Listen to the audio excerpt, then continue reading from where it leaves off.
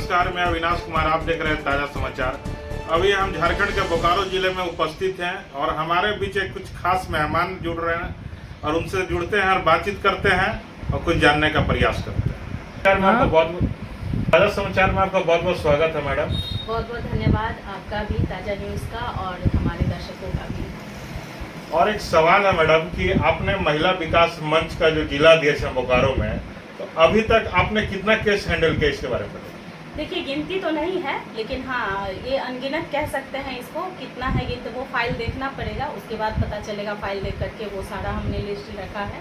लेकिन बहुत ऐसे घर हैं जो हमने बसाए हैं और ऐसे बहुत मर्द भी आए हमारे पास जो अभी पति पत्नी के साथ में खुशी से रह रहे हैं, क्योंकि महिलाएं सिर्फ प्रताड़ित नहीं हैं, मर्द भी प्रताड़ित है। और ज़्यादातर हम तो ये देखे हैं कि हमारे पास अगर 100 केस आए हैं तो उसमें 80% औरतों की गलती होती है।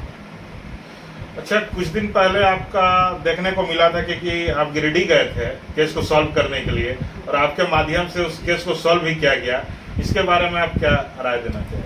देखिए, गिरिडीह में उनको वो लड़का जो है, कहीं से उनको मेरा नंबर मिला, वो बहुत परेशान था। उसकी पत्नी उसको छोड़ के चली गई थी। लेकिन जब हम वहाँ केस में गए तो वहाँ की पुलिस भी हमें बहुत मदद की, क्योंकि पता चला नक्सलाइट एरिया है। अगर हम वहाँ जाते हैं केस देखने के लिए, तो होता क्या है ना कि आप पे लोग हावी हो जाते हैं। गाँव के लोग पढ़े लिखे होते नहीं हैं, समझते नहीं है कि ये लोग आपके घर बसाने आए हैं, तो लोग आप पे हावी हो जाते। हो सकता है उल्टा मेरे साथ मारपीट कर दें। तो इसीलिए जब भी हम कहीं भी केस देखने जाते हैं तो पुलिस प्रोटेक्शन ज़रूर लेते हैं। और फिर गिरिडीह के केस में भी हमने यही किया। पहले गिरिडीह थाना गए, थाना का बेंगाबाद थाना, वहाँ जा कर के पुलिस ली। पुलिस ने हमारी बहुत मदद की। और लड़का शराब पीता था, ठीक है, और उसकी वजह से मारपीट करता था। शराब के नशे में उसकी माँ, लड़का खुद, उसका फैमिली का लड़की को इतना प्रताड़ित करता था। यहाँ पे लड़के की गलती थी और वो लड़की तंग आकर के छोड़ करके मायके भाग गई थी। फिर हम वहाँ जाकर के वहाँ के मुखिया से मिले, थाना से मिले, सारा चीज़ अरेंज करके लड़की को समझा बुझा करके कि चलो एक मौका दो। लड़के ने कान पकड़ के माफ़ी मांगी और बोला आज के बाद शराब को हाथ नहीं लगाऊंगा। लेकिन देखिए, शराब है ना कि वो बोल तो दिया पर इतनी जल्दी छूटेगा नहीं। पर हाँ, वो प्रॉमिस किया है कि हम कोशिश करेंगे और लड़की को बसा के आए हैं। लड़की अभी देख रेख में है, मुखिया सरपंच हमारे सब देख रेख में है। अभी तक वो बहुत अच्छे से खुशी से रह रही है। एक सवाल है मैडम कि संस्था का माध्यम से जो काउंसलिंग किया जाता है, वो काउंसलिंग के दौरान में अगर किसी का वीडियो जो है बनाकर सोशल मीडिया में डालना कहाँ तक सही है या गलत है? एक कानून में तो ऐसा नहीं है लिखा हुआ कहीं, लेकिन आपसे हम जानना चाहते हैं। ये सरासर गलत है।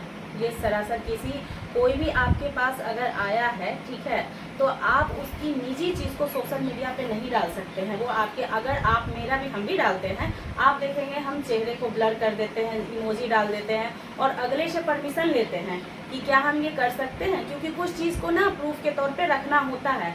तो वो कोई भी, मेरे जितने भी केस आप देखेंगे उसमें आप किसी को पहचान नहीं पाएंगे कि इसका केस हैंडल किया गया है, क्योंकि या तो चेहरा को ब्लर कर देते हैं या फिर दुपट्टे से ढक देते हैं। हम ऐसा करते हैं। लेकिन हाँ, अभी कुछ नई संस्था खुली है कई कि फेस कर देते हैं, तो वो बहुत बेइज्जती होती है, क्योंकि कोई आपके पास आया है अपना निजी चीज़ बताने के लिए और उसको पब्लिक आप कर दे रहे हैं, तो उसका निजता तो रह नहीं गया, उल्टे वो बेइज्जत हो गया है।